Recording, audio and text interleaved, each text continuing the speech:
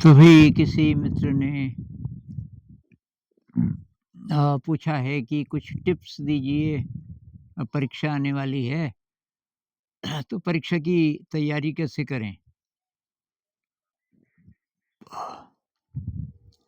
तो भाई मैं पढ़ाई के दौरान कुछ-कुछ चीज़ें जो करता था, एक तो वो आपको बता सकता हूँ और एक जब मैंने पढ़ाया, तो हमारे साथ एक बच्ची रहती थी और अभी तो हायर स्टडीज़ के लिए गई हुई है।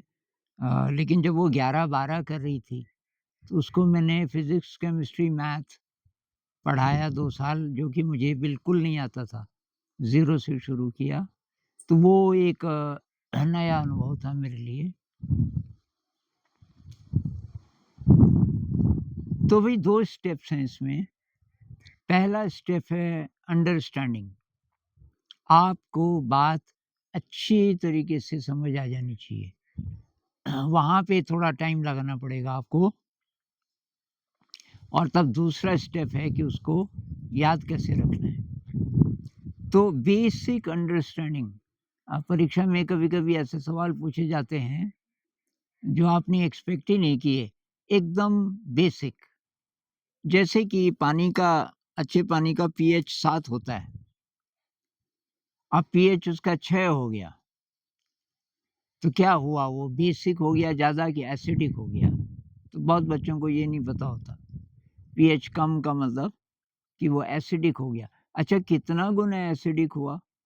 पीएच 7 था, अब 6 ही रह गया। ये भी बहुत बच्चों को नहीं पता होता। तो ये 10 गुना एसिडिटी बढ़ गई। कोई पूछे पीएच 7 का क्या मतलब है? पानी का स्वस्थ पानी का पीएच 7 है, इसका मतलब क्या है? तो ये बेसिक चीज़ें हैं। तो पीएच 7 का मतलब क्या होता है? कि भई 10 रेज़ टू पावर 7 इतना पार्ट्स है अगर पानी का, उसमें से 1 पार्ट है H प्लस, तो उसको बोलेंगे अ, पीएच 7। ये छोटी-छोटी चीज़ें आपको पता होनी चाहिए। जैसे मैं आपको पूछूँ कि भई Cl2 और Br2 इनमें से भारी गैस कौन-सी है? तो जल्दी से बताइए। क्लोरीन और ब्रोमीन इनमें से भारी गैस कौन-सी है? तो ब्रोमीन गैस नहीं है, ब्रोमीन तो लिक्विड है। ये आपको पता होना चाहिए। बहुत बेसिक चीज़ें जैसे कि ये NaCl का पूरा नाम बताइए, तो आप बोलेंगे सोडियम क्लोराइड। अच्छा KCl तो potassium chloride. MgCl magnesium chloride. कुछ खटक रहा है? तो MgCl नहीं होता, MgCl2 होता है। और क्यों होता है? इसलिए होता है कि मैग्नीशियम के बाहरी छल्ले पे 2 हैं इलेक्ट्रॉन जो वो देगा, मतलब +2 हो जाएगा। तो उसको फिर 2 चाहिए क्लोराइड -1 वाले 2 चाहिए, तब MgCl2 बनेगा। ये छोटी चीज़ें बहुत बेसिक और ऐसे सवाल पूछे जा सकते हैं। कोई कोयला जला रहा है बंद कमरे में, कोयले की अंगीठी रख दी, अब धुआँ-धुआँ खत्म हो गया, अंदर रख दी और खिड़की दरवाजे सब बंद कर दिए। तो कोई ज़हरीली गैस बनती है क्या? तो शायद आपको पता हो कि भई कार्बन मोनोऑक्साइड बनती है जो कि ज़हरीली है। कार्बन डाइऑक्साइड तो बनेगी ही, जब कुछ भी जलता है तो CO2 तो बनेगा। लेकिन इस केस में एक ज़हरीली गैस बनेगी जिसको कार्बन मोनोऑक्साइड कहते हैं CO। अब आप ये बताओ कि क्या CO शुरू में बनेगी? कार्बन मोनोऑक्साइड क्या शुरू से ही बननी शुरू हो जाएगी? अगर आप बोलते हो कि नहीं तो क्यों नहीं? तो इसका एग्ज़ैक्ट लॉजिक आपको पता होना चाहिए। तो क्या लॉजिक है? भई CO2 है, ये जो कार्बन है, इसको 2 ऑक्सीजन चाहिए, तब CO2 बनता है। CO कब बनेगा मजबूरी में? जब ऑक्सीजन कम हो गया। तो ऑक्सीजन कम कब होगा? शुरू में कि बाद में? बाद में होगा। पहले CO2 ही बनेगा जब तक ऑक्सीजन है काफ़ी। अब ऑक्सीजन कम पड़ने लग गया, तो तब ये CO बनेगा। ये जो बातें हैं ना, अब ये मेरे को किसी ने बताई। मैंने ये पहले दिमाग में आता था कि यार ऐसा कुछ तो नहीं होगा, और तब मैं चेक करता था। तो ये सारी चीज़ें हैं, ये दिमाग में पहले खटकनी चाहिए। तो ये जो पीरियोडिक टेबल है, बहुत सारी चीज़ें उससे क्लियर हो जाती हैं। भई कौन-सी गैस है, कौन-सी लिक्विड है और कौन-सा सॉलिड है, इत्यादि। अब जैसे मैं बोलूँ कि भई अब ये 4 गैसें हैं, इनमें से सबसे हल्की कौन-सी है? तो ये है NOFH।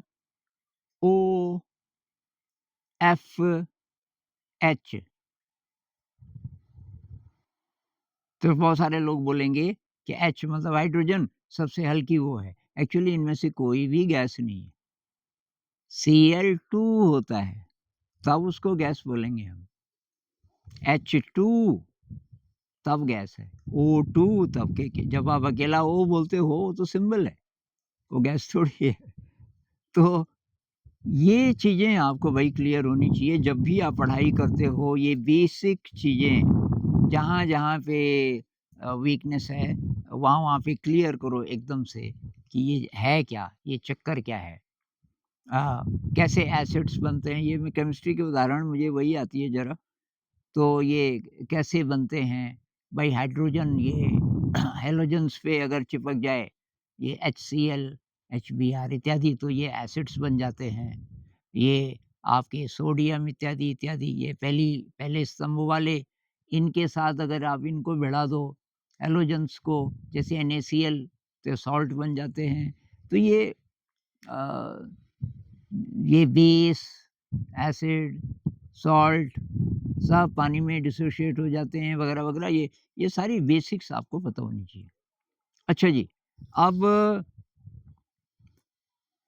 एक चीज़ मैंने एक एक्सपेरिमेंट एक बार किया था कि मैंने अपनी आवाज़ में ख़ास-ख़ास चीज़ें रिकॉर्ड कर दी। कैसेट्स लाया मैं और ख़ास-ख़ास चीज़ें रिकॉर्ड कर दी। और वो इसलिए भी कि मैं हॉस्टल में था और वहाँ डिस्टर्ब करने आ जाते थे, गप मारने लोग आ सकते थे, तो मैं पहले ही लाइट वगैरह बुझा के, मच्छर भी थे वहाँ, मच्छरदानी लगा के अंदर टेप रिकॉर्डर उस ज़माने में, ये बात है अर्ली 80s की, तो टेप रिकॉर्डर रख के 80s या लेट 80s की शायद। और अब वो उस आवाज़ मेरी आवाज़ थी, तो समझ नहीं आ रहा, ये तो बात हो नहीं सकती थी। तो वो सुन-सुन के सारे नोट्स, ये आप भी कर सकते हो कि आप अपने मोबाइल पे उस दिन के लिए रिकॉर्ड कर दो, फिर डिलीट कर दो, फिर दूसरे दिन के लिए दूसरा रिकॉर्ड कर दो। ख़ास-ख़ास चीज़ें, बहुत विस्तार से नहीं।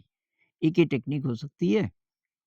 एक टेक्निक जो मैंने यूज़ की जब मैं पढ़ा रहा था, ये फ़िज़िक्स, केमिस्ट्री, मैथ पढ़ा रहा था मैं ये बबीता को, तो मैंने अपने कमरे की सारी दीवारों पे ये लगा दिए सूत्र। एक दीवार पे फ़िज़िक्स, एक पे केमिस्ट्री, एक पे मैथ, उससे रिलेटेड जो चीज़ें, अब जैसे मैथ में कोई फ़ॉर्मूला नहीं आ रहा, तो मैं वहीं से देखता था, तो दीवार पे मुझे पता हो गया था कुछ ही, मतलब 2-3 दिनों में पता हो गया था कहाँ पे, किस सेक्शन में क्या चीज़ है।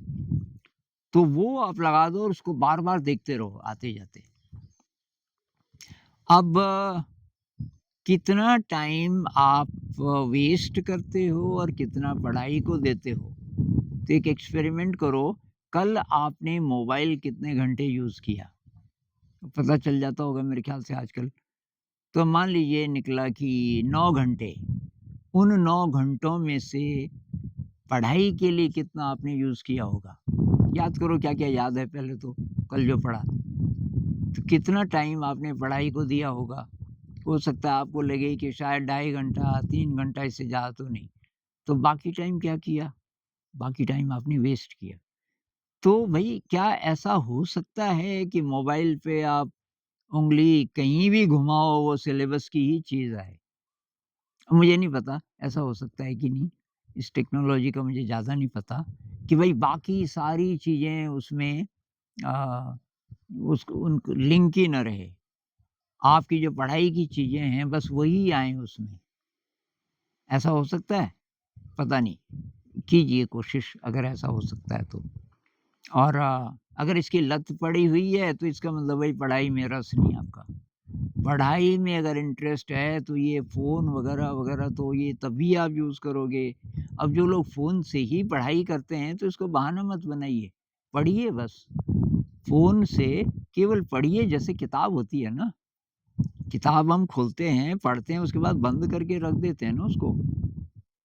उसी तरह फ़ोन को भी आपने पढ़ाई की, किताब की तरह यूज़ करो उसको, ये पढ़ लिया आपने, बात खत्म। अभी आप ब्रेक ले रहे हो ना 10 मिनट का, इसको बंद करो। बिल्कुल छेड़ना नहीं जब तक आप दोबारा से पढ़ाई नहीं इसको एंटरटेनमेंट के लिए, किसी और चीज़ के लिए बिल्कुल यूज़ मत करो। एंटरटेनमेंट के लिए आप क्लासिकल म्यूज़िक लगाओ, इंस्ट्रूमेंटल क्लासिकल म्यूज़िक और थोड़ी देर के लिए डांस वगैरह कर लो। एक चीज़ और मेरे दिमाग में है कि क्या ऐसा कुछ कोई यंत्र आपके पास है कि आप छत पे प्रोजेक्ट कर सको? आप लेटे हुए हो, बैठ-बैठ के थक गए, आराम से लेटे हुए हो और आपके पास कोई ऐसी मशीन है जो छत पे प्रोजेक्ट कर रही है। ये जो प्रोजेक्टर टाइप नहीं होता कुछ, ऐसी कोई छोटी-सी मशीन हो, मुझे नहीं पता होता है कि नहीं होता, लेकिन कौन जाने होता हो या आप तो साइंस वाले हो अगर, तो आपका दिमाग बना सकता है ऐसी चीज़ और उसमें ख़ास-ख़ास चीज़ें जि जिनमें चित्र हों अ, और जो-जो भी मतलब आपको ऐसा लगे, उसको आप छत पे प्रोजेक्ट कर सकते हो और वहाँ उसको पढ़ सकते हो। बहुत लोगों को बैठे-बैठे नींद आती है। बैठ-बैठ के बड़ी देर हो गई, खड़े होके पढ़ो, खड़े होके पढ़ो। कुछ-कुछ चीज़ें चलते-चलते पढ़ सकते हो, टहलते-टहलते पढ़ सकते हो।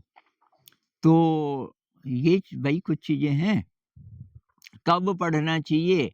रात को कि दिन को? भई ये अपने आप से पूछो आप क्योंकि हर एक का अलग है। किसी का मन रात को ही लगता है, तो उस समय भूल जाओगे ब्रह्म मुहूर्त में उठना चाहिए।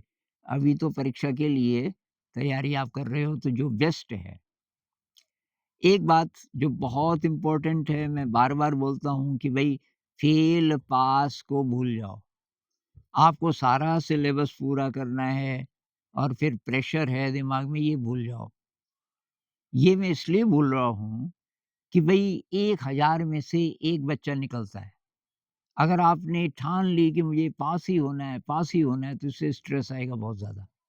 आप ये बोलो कि मैं पास हुआ चाहे नहीं हुआ, लेकिन जितना मैंने पढ़ा वो सब काम का है क्योंकि मैं इंटरेस्ट से उसको पढ़ रही हूँ, चाहे पढ़ रहा हूँ। तो वो अगर आप करोगे, परीक्षा को एक तरफ रख दो, परीक्षा की बिल्कुल मत सोचो, सिलेबस देखो, ये सिलेबस है। इसमें से मुझे क्या आता है इस समय? कौन-सी ऐसी चीज़ है जो थोड़ी बहुत आती है अब उसको पक्का करो। फिर और कौन-सी चीज़ आती है, ऐसे 2-4 चीज़ें जब आप करोगे, तब तक आपकी क्षमता बढ़ जाएगी दिमाग की। जैसे-जैसे हम आगे बढ़ते हैं ना, वैसे-वैसे दिमाग की शक्ति बढ़ती है।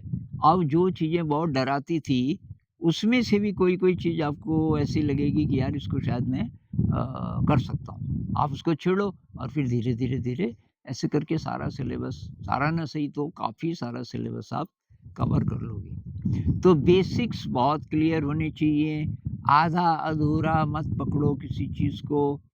परीक्षा को भूल जाओ, आप माता-पिता को मत बोलो कि मैं परीक्षा को वैसे कुछ-कुछ माता-पिता बहुत समझदार होते हैं। अभी कल या परसों एक कमेंट आया, तो एक लड़का कह रहा था कि मैं बहुत ज़्यादा प्रेशर में था और माँ ने कि ये वीडियो दिखाया, मैंने एक वीडियो में ऐसा बोला था कि माँ ने बोला कि बेटा तू परीक्षा भूल जा, तू अपने इंटरेस्ट के लिए पढ़, जो तेरे को पकड़ में आता है उसको पढ़ और भूल जा, जो होगा देखा जाएगा। ऐसा अगर आप करोगे तो कोई फेल्योर नहीं फिर ज़िंदगी में, क्योंकि आपने जितना भी पढ़ा, परीक्षा में चाहे फेल हुए चाहे पास हुए, आपने जितना भी पढ़ा, वो आपके काम आएगा ज़िंदगी में। और मैं तो वही कुछ और चीज़ें भी करता था, मैं कुछ-कुछ चीज़ें लिख के जेब में रख देता था। जिन चीज़ों को मैं याद कर रहा हूँ आजकल, तो मान लीजिए कोई फ़िज़िक्स की कोई चीज़ें हैं, उसमें कोई चित्र है या केमिस्ट्री के कुछ इक्वेशंस हैं या कुछ और है, तो उनको तो मैं तो ख़ैर लिटरेचर का स्टूडेंट था, पर उनको आप ऐसे लिख कर के जेब में रख दो और बीच-बीच में आप कहीं भी जा रहे हो, बीच-बीच में निकाल के देखो कि वो क्या था। पहले याद करने की कोशिश करो फिर देखो। रिवीज़न शॉर्ट नोट्स बनाइए, उसमें चित्र बहुत बनाइए, ऐसे सिम्बल्स बनाइए कि आपको देखते ही याद आ जाए। मैं सिम्बल्स बहुत बनाता था, और किसी को समझ नहीं आता था मेरे अलावा। मतलब ऐसा कोई सिंबल कि उसमें काफ़ी सारी चीज़ें उसी की मदद से याद आ जाती थी। ऐसा-ऐसा कुछ आपको करना पड़ेगा, ऐसे शॉर्ट नोट्स और उनको बार-बार रिवाइज़ करना। लिख के, जब आप रिविज़न करते हो तो केवल पढ़ के नहीं, लिख के। कोई क्वेश्चन है, अचानक लिखो उसका आंसर क्या होगा।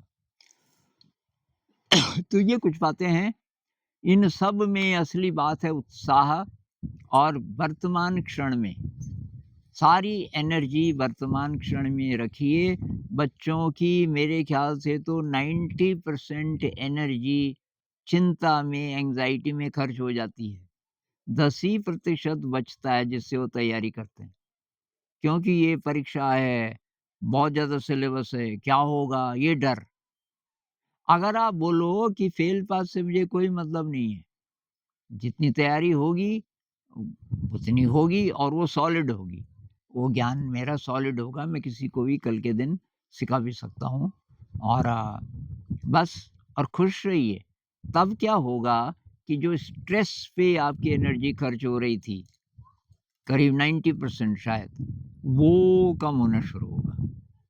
अब मान लीजिए कि आपकी लगभग पूरी एनर्जी अवेलेबल है, तो बेस्ट तैयारी तो तब होगी ना, फेल पास तो फिर भी नहीं हम कह सकते, लेकिन आपकी तैयारी बेस्ट होगी, आपकी परफॉर्मेंस बेस्ट होगी। और ध्यान का उपयोग भाई खूब कीजिए, बीच-बीच में प्राणायाम कर लीजिए, जैसे शक्ति कम हो रही है, कपालभाति कर लीजिए थोड़ी देर, भ्रमरी कर लीजिए, ये प्राणायाम के नाम हैं। और ध्यान छोटे-छोटे, वॉकिंग मेडिटेशन, 5 मिनट का ध्यान, 10 साँसों का ध्यान, उससे एनर्जी मिलती है बीच-बीच में। ये सब आप करेंगे, तो आप खुश रहेंगे और आपकी बेस्ट तैयारी